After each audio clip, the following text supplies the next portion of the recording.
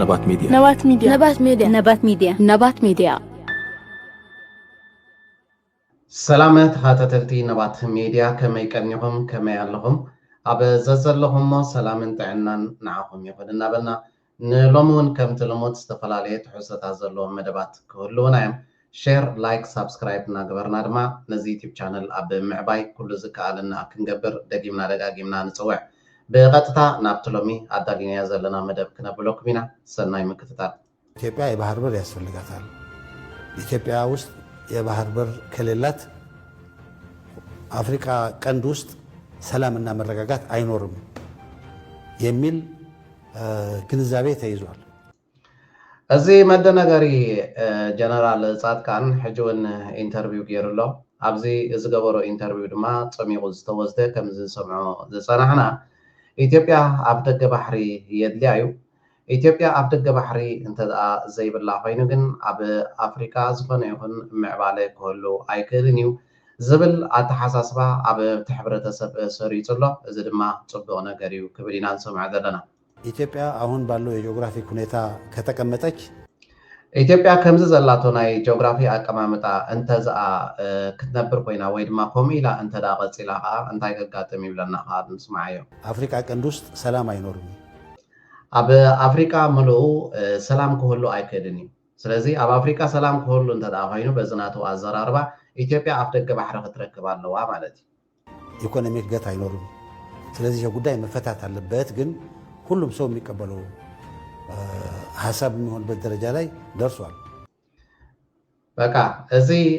ኣተሓሳስባ እዚ ኣብ እቲ ሕብረተሰብ ከም ዝሰርፅ ጌርና ኢና እቲ ሕብረተሰብ ኣብ ኢትዮጵያ ዘሎ ሰብ በዚ ዝሃብናዮ ጎስጓስ በዚ ንሕና ንዛረቦ ዘለና ኢትዮጵያ ኣብ ደገ ባሕሪ ዘይብላ እንተደኣ ኮይና ኣብ ኣፍሪካ ሰላምን ምርድዳእን ክህሉ ኣይክእልን እዩ ቁጠባዊ ዕብየት እውን ክህሉ ኣይክእልን እዩ ስለዚ ኣፍሪካ ሰላም ክትረክብ ተኮይና ቅርና ኣፍሪካ ሰላም ክረክብ ተኮይኑ እቲ ምዕባለ ናይ ኣፍሪካ ድማ ርጉፅ ክኸውን ወይ ድማ ክቕፅል እንተደኣ ኮይኑ ግድን ኢትዮጵያ ኣብ ደገ ባሕሪ ክህሉ ኣለዎ እዚ ከዓ ኣብቲ ሕብረተሰብ ኣስሪፅና የለና ኣይዝብለና ደሎ እዚ መደናገሪ ጀነራል ጻድቃን እንተኾነ ግን ብዙሓት ኢትዮጵያውያን ኣብዚ ሰዓት እዚ ነቲ ካብ እንዳብልፅግና ተቐቢሎም ጎስጓስ ዝገብርሉ ዝነበሩ ብዙሓት ኣክቲቪስት ሕጂ ሰልችዎም እንታይ ክብሉ ጀሚሮም ኣለው ንሕና ክሳብ መዓሲና ባሕር እናበልና ክንዛረብ ስለምንታይ እዩ መንግስቲ ነቲ ንሕና ንጉስጉሰሉ ዘለና ነቲ ንሕና ንዛረበሉ ዘለና ግብራዊ ስጉምቲ ኣሰኒ ዘይከይድ ክሳብ መዓሲና ንሕና ባሕር እናበልና ኣብዚ ኮፍ ኢልና ጥራይ ማሕበራዊ ሚድያ ክንልፍልፍ ክንዛረብ ምባል እውን ጀሚሮም ኣለው ሓደ ካብቶም ብዛዕባ ጉዳይ ባሕሪ ዝጉዕሩን ዝፍክሩን ዝነበሩ ኣክቲቪስት ናይ ኢትዮጵያ ከዓ ናባኹም ክነብሎ ኢና ንስማዕ እዮም የባህር በር ጉዳይ አንድ ስቴፕ ከፍ ማለት አለበት አስ ቦሪንግ ነው አሁን የኢትዮጵያ የባህር በር ጉዳይ ይገባታል ተጋበጠ ሁልቀን ኢቲቪ ላይ ሁልቀን ፋና ላይ ሁልቀን ዮ አስ ቦሪንግ ሰለቸን ባሕሪ እዚኦም ከማን ሰልችዎም ሓደ ዘይስልችዎ ሰብኣይ ድራና እዚ ጀነራል ጻድቃን ዝብሎ ዝመደናገሪ ጥራይ መዋእሉ ባሕሪ ብሉዕ ዕድሚ ይሕሊፍዎ በዓል እዚኦም ድሮ እዚ ኣብ ማሕበራዊ ሚድያ ዝዛረብዎ ዘለዉ ኣሰልችዎም መዓዝ ንሪኦም ዘለና ዓፊሩ ሕጂ ዘፍ ኢሉ ማለት እዩ ትርጉም ዘለዎ ይኮነን በቃ ብፋና በዚ ንሕና ብዙሓት ኣክቲቪስት ብዙሓት ዩቲበራት ብዙሓት ቲክቶከራት ብምሎም ባሕሪ ምባል ሕጅስ ሰልችና ስለምንታይ ግብራዊ ስግምቲ ዘይወሰድ ክብል ከዓ ንሰምዖ ኣለና እዚኦም ከማን መን እሞ እትዛረብዎ ዘለዉ ሰልችዎም በቃ ሞቦን የሆነ ነገር ማድረግ አለብን በተግባር የሚታይ ነገር የሚጨበ ነገር ማድረግ አለብን በባህሪ በሌላ ነገር ጠባ ቴሌቪዥን ላይ እያወራን አጀንዳውን እያጨቀየኑ ነው አጀንዳውን እያበላሸኑ ነው የላመ ብሎን እያስመሰለው ነው ወፊ የላመ ብሎን ታውቃለህ ላመ የተበላሽ እኮ አይደለም ስታሽከረክረው አይሄድም ማለት ብሎን እንዲያለ ታሲንት ነው አንድ ስትል ወደፊት የምትራመድ ስናወራ በተግባር የተደገፈ ነገር መኖር አለበት ኢትዮ መልክ የሚቆመው ለዛ ይመስለኛል ደከመው ከም ኣብነት ናይ ሓንቲ ብሎን ይምፅሉ ብሎን ክትኣስሮ ከለኻስ ሓንቲ ክትደፍኦ ከለኻስ ሓደ ስጉምቲ ይእሰር ماليسكا عاد فوق لك كلاي سقمتي يسر كمنا جبركا ببحر سقمتي تعاطوا ويدما بلون تأثروا يدرزلو سلازي أبي تبيعون قداي بحر خلا على كله نحنا ونكن الزارب كلنا بكون ونت منجس سقمت خوسد تجوراو سقمت خوسد الله أنت ده كوين جن سلشنا بحر مبال يترفنا مبال جميرو مالو بعلزي أبي محبرة وميديا زعافر زنورو حدا أبي تبيع حساب حجز عافر زلو أزي جنرال صاد كان زبالي አሁን የኢትዮጵያ የባህር በር ጉዳይ ይገባታል ሁልቀን ኢቲቪ ላይ ሁልቀን ፋና ላይ ሁልቀን ዮ አስቦሪንግ ሰለቸን ሙቮን የሆነ ነገር ማድረግ አለብን በተግባር የሚታይ ነገር የሚጨበ ነገር ማድረግ አለብን በባህር በሌላ ነገር ጠባ ቴሌቪዥን ላይ ያወራን አጀንዳውን እያጨቀየኑ ነው عفرتي نحنا همان سلچنا تي بتدغاغامي نتزرباهم مسمع كمان سلچنا طفاي ያለ እንደገና መልሰን የተቆረጠ ተበን አድርገን ዛ መተዋችን ለሀገራችን ትልቅ አደጋ ለወደፊት የሚያመጣ ነው የሚል አቋምም ነበረኝ የተለየ አቋም ነበረኝ እሱ ከሚይዘው አቋም ከኤርትራ ጋር እንደራደር የሚል ነገር ሲነሳም እነሱ ናቸው ጥፋተኞች በሀገራችን ላይ ሁሉ በደልና ወንጀል ፈጽመዋል ከነሱ ጋር መደራደር የሚባል ነገር መነሳት የለበትም ልካቸውን ማስያዝ አለብን እዚህ ሀገር ውስጥ በሰላም እንኖር ከሆነ ልካቸውን ማስያዝ አለብን የሚል አቋም ነበረኝ أزرع قالك هبتي إنترفيو زجبرو أب تكوينات أب زنبورلو هجزية مالتيو أب شنجعتي 209 شو من تنزخ فتوى أب العليا تراس تغاب تكوينات أب زرب مسبزحة ويدما وعلم قراص تقتي كجبر أب زجمرلو زنبرة جزية حدا كابتم نتي وعلم قراص تقصي زقاوم زنبوري انتايو لنا اللي هم سمعنا يو شعبي أبزي حسنا يزلنا من قدي كتسيلنا كنت فوق نكنا لنا سلزي مش شعبي أنا سوم سلز زخون بدلنياتات مسؤوم زخون يكون زررب عيد لناريو زي شعبي أزبها الحالي كتأفق اللو بمبال أنا كابتم زتقاوم يقبل كا أبزي كزارب سمعنا لنا እነዚህ የተደራረቡ ናቸውና እነዚህ ነገሮች በሙሉ ያው ምቾት አይሰጡም ስለዚህ አገራችን ውስጥ ከነበረው ያኔ ከነበረው ህግና ደንብ ውጭ ነው የተባረርኩት ሻዕቢያም ይሁን كم زغن سمعت صنعنا بحفشو مس حوحات الزنورو قجت بخمس مغنيات كم زي تسمامعي أنا كويناتي قصت سلازوالكو نسمن ما سلام مينا ندل سلازوالو بزي مسمع كابتو ودب وصيه عينتو بزوح زرباي تزاري بنيرو بحقي ازي جنرالي بحالي اب تجيزي ورارات انتايو اغاطيمو نيرو انت دايلنا دما اسكي نباچا دبلون كنسمعينا ازي تري ودلهم جنرال مس جنرال ودا أشبر زبال نمط فردي تفريدهم كم زنورو أب إثيوبيا بعلو زي باجا دبله مسكرناتو كهبيب ناو خبلكم نباجا دبله حبيرنا نسمعيه ከዚህ በፊት አይጋ የሚባል ውጊያ ነበረው ለምሳሌ የዚህ ባድሜ የተለቀቀበት ጊዜ የባድሜ ውጊያ ባድሜ ተለቀቀና ባድሜ ሲለቀቅ ጻርቃን አይጋ ወይም ደግሞ በዚህ በዛላምበሳ በኩል የ20ኛ ክፍለ ጦር አዛዥ አሁን የአርሚ 4 አዛዥ ተክላይ አሸብር የሚባል ወይም ወዳ አሸብር የሚባል ሰው ነው እሱ ነው እየመራ የነበረው እዚህ ተክላይ አሸብር ዝባሃል ዘሎ ብዛዕባ ዞም ክልተ ጀነራላት እንዲ ዝዛረብ ዘሎ ባጫ ደበለ እቲ ተክላይ አሸብር ዝባሃል ዘሎ እዚህ ዝትሪዎ ደለኹም እዞም ሰባት እዚኣቶም እንታይ ኣጋጢሞም ነይሩ እንታይ ዓይነት ፍርዲ ከተፈሪድዎም ነይሩ ብሰራዊት ናው ከዓ ቀፂሉ ምስክርነቱ ክህብ ባጫ ደበለ ንስማዕ እና እሱ በሚመራበት ጊዜ ትእዛዝ ተሰጥቶ በአይጋ በኩል እንዲገባ ተደረገ እንደ ቄራ ከብት ነው የገባ ነው ታንኩን ለገበያ እንደሚሄድ በጎች ነው የነዳው حقي ولا زم جنرالاتنا بحالتون كم زين سمع دلنا باجا دبله معبل أبرس معبل تانكتات يكونوا بزح سراويت متمان سلزنورهم نوع أمينهم يوم زخودن يروم صغير كاتراي كم زي ورادو مرعى عينتا كايدا قوميو كوينات زبهالون أفلوتا زبهال يبلو من كساب حجون انتقنه سلازي ازي تتاريخهم ازي تي حقنيا مسكرنات هو زرلو باجا دبله انتايو أقات يموهم جناب تقينات ባድመ ከተያዘ በኋላ ጻርቃን እዛ ኃይሉን ኃይል ስቦ በዚህ በኩልም እንዲገባ ተደረገ ቄራ ገባን ተጨፈጨፈና ተመለሰ እዚ ባድመ ምስ ሓዝናዮ እዚ ጀነራል ጻድቃን ዝባሃል ዘሎ ብኡን ከኣቱ መምርሒ ተዋሂብዎ ግን ኣብቲ ዝተኸፍተ ኩናት ግን በቃ ተጨፍጨፍና ኢና ዝተረፈና የብሉን መላስ ኣውያት ዘይብሉ ኢና ውሃሊቕና እናበለ ምስክርነቱ ዝህብ ዘሎ እዚ እቲ ጀነራል ጻድቃን ዝበሃል ከተያዘ በኋላ ጻድቃን እዛ ኃይል ስቦ በዚህ በኩልም እንዲገባ ተደረገ። ቄራ ገባን፣ ተጨፈጨፈና ተመለሰ የኛ ሰራዊት።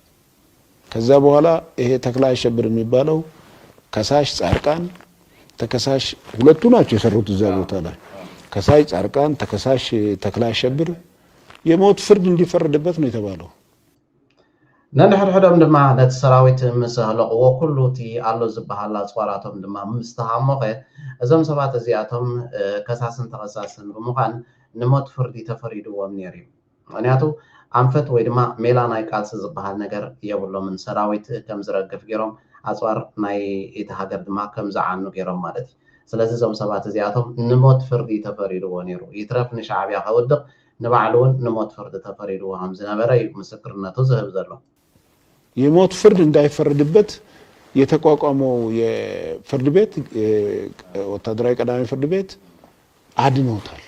እንተኾነ ግን እቲ ወታደራዊ ቤት ፍርዲ ዝበሃል ግን ነቲ ዝተዋሂቡ ዝነበረ ናይ ሞት ፍርዲ ከም ዝመሓየሸም ገይሮሞ ካብ ሞት ፍርዲ ከዓ አድሒኖሞ። የዚህን የማዋጋት ብቃታቸው ያን አይተናል። አሁን ደግሞ ከአገር ጋር 2 ቀን የሰለጠነ ወታደር ይዞ ከኢትዮጵያ አገር ጋር ተዋክቶ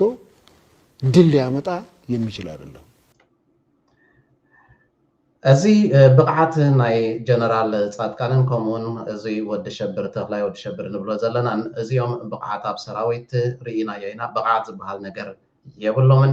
ትማሊ እውን እንተኾነ ክንደይ ዕሸላት ክንደይ መንእሰያት እውን ኣብዚ ዝነበረ ኩናት ምስ ኢትዮጵያ እውን ክንደይ መንእሰያት ከም ዝሃልቕን ከም ዝስንክልን ከም ዝረግፍን ገይሮም እዮም። ምስ ሰራዊት ናይ ኢትዮጵያ እውን ክዋግኡ ንሶም ሰራዊት መሪሖም ክዋግኡ ኣይክእሉን እዮም ኢሉ እውን ምስክርነቱ ሂቡ ነይሩ እዩ። ስለነግረካ ሕዚ ናብ ትግራይስ ብናይ ሻዕብያን ብናይቶም ኮርን ካብ ኮርን ላዕሊ ዝበሃሉ ዘለዎ ሰባትን ሸርሒ ምክንያት ናብ ትግራይ ከኣቱ ዘይምኽኣለይ ዝፈጥረለይ ሓዘን ክነግረካ ይክእል። እዚ ክልወጥ ይደልዩ ኢቨን ኣት ፐርሰናል ሌቨል ትግራይ ምእታው ዘይኽእል ምዃነይ ክፈልጥ ከለኹስ ብምሉእ ለይቲ ይሕዝነኒ። ናተይ ጥራሕ ዘይኮነስ ናይ ህዝቢ ትግራይ ፌት ከም ማዕራሪ ኢለ ዝሓስብ ዝነበርኩ እሞ ክሻብ ዝርድአኒ ትግራይ ኣብ ፀገም ኣትያ ኣላ ክትበሃል ከላ ከይሰሳዕኹ ኩሉ ዝግበር ነገር ንትግራይ ዝገበርኩ ሰብ ናብ ትግራይ ንምእታው ክኽልከል ከማይ ዝመሰለ መዓት ሰብ ኣሎ። እንታይ ዓይነት ፖለቲካ እዩ ኢሉ የጉሄኒ። ስለዚ እቱ ነገር ተለዊጡስ ኣብቲ ራህዋ ዝበሃል ፕሮግራም መፂና ሰላም ኮይኑ እናስሓቕና እናተፃወት ብሓፈሹ ኣምሰልነት እንዲ ዝዛረቦ ዘሎ ብዛዕባ ናይ ትግራይ ምእታውን ዘይምእታውን ከዓ ብሕጂ እውን ንዓይንኻ ኣይትሪኦን ኢኻ። ሕወሓትን ሻዕብያን ከዓ ኣብ ገጽካ ከም ዘይትቕልቀል ገይሮም ካዮም ሓንሳብን ንሓዋሩን እዚ ፈቲኻ ፀዲቕካ ርዒምካዮ ዘለኻይ ተቐቢልካዮ ዘለኻይ ሓቂ ድማ ንህዝቢ ትግራይ ከዓ ናብ ኣደዳ ሞትን ስቃይን ከምኡውን መሬት ህዝቢ ትግራይ ተቆሪሱ ኣብ ኣቤት ወዲ በሻሻ ከም ዝርከብ ዝገበርካ ሰብ ኢኻ። እቲ ናትካ ዕላማ ድማ ነቲ ህዝቢ ትግራይ ኣኪብካ ወይ ድማ ንሰራዊት ትግራይ ሒዝካ ምስ ሰራዊት ናይ ኢትዮጵያ ዝበሃል ፈርካሽ ሰራዊት ከምቲ ዝሓለፈ እዋናት ሕጂ እውን ኣብ ልዕሊ ኤርትራ ኩናት ንምኽፋት እዩ ነይሩ እቲ ዕላማኻ። እዚ ግን ኮሎ ጌና ሻዕብያ ስለ ዝፈለጥዎ ሻዕብያ ስለ ዝተረድኦም ግን ኩሉ ዕላማኻ ከዓ ኣፍሺሎሞ። ስለዚ ኣብ ከምዚ ዓይነት ደረጃ ናይ ምስትምሳል ከም ትወርድ ከዓ ገይሮምካ ሓንሳብን ሓዋርን ከዓ ንትግራይ ገጽካ ከም ዘይትቕልቀል ገይሮምካ እዮም። ተወዲኡ እቲ ታሪክ እሱ እቲ ዛንታ ካልእ የብልካ።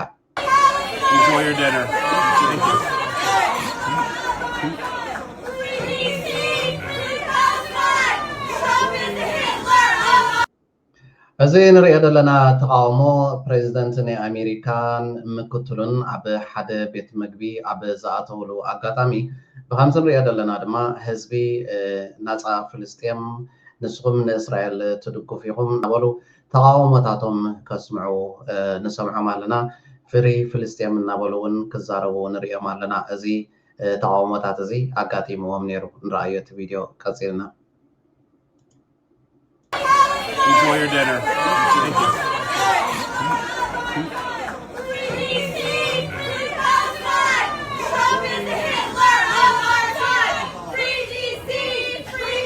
you.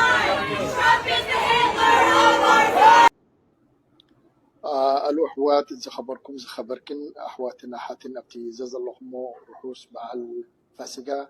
لبولو حزب إرتران أبوشتن دقن زلو سلام رحوان كسالة يكبران دا تمنه أنا أحمد باجاي كابسي هاجر كندا تورونتو أونتاريو لومي حتى نجر فيليتي قرب شركة قبركم دليل الله نقد مع 10 دخلت عامة 10 سلست عامة زخون قطر ني وانش عالم كتير إنجد سلس دليت أباك الله دمتي ناي فوت مبال أفتي ناي فيفا قالت دلي نيراني مرتا تازينا مش سمعوها بسبورت سلس سرح نيري إذا زينا تعيتي يا تبقتي يا قليلة باللي كان زينا تانيرو نتن حجرات دمتي ني قطر زهبان وانش عالم إتينا كلتشان عصران كلتن استخايره فاينانس جنزباو زخون حاجة كتقبريا بس واحد 3 شيء كوف مبلي كتيبيا أنا إذا زينا مسمعه كيدي نتوم زملكتهم أكل ني جنرال رمضان عثمان أولياء كوميشن سبورت تزاري بيو 5 على ني هجرنا زخوني استاديوم ونتيجة شورو براديزو زلو مجمرة قرب تقداي أي توعطلون موداتا تسويعني كيد دبدبة صحفلهم فورمال دبدبة بعرب غير موجسة قالن تاشو تزمدنا ناي قطر ناي إريترا شو ترزوز بتسيحو سلزنبرة تا دبدبة سيل تجيرو لا فورمال فينا بناتي صحفت سلزة صحفكوا نقطر موجسنا تمسن حبكم من عجلزبل أباك الله تسديدا بتي دبلوماسية ومنجدي ملسي رخيبة أنا نايب حكي أبو بتيزير السعو بزوحة أي تزارب كلون لومي كزارب والله سلزداله إريترا فاند ناي شوعت 100 شيح وي شمونت 100 شيح دولار ومسؤول ناي 3 شيح كوف مبالي عبرني ذكر بيتشا قتليا كيح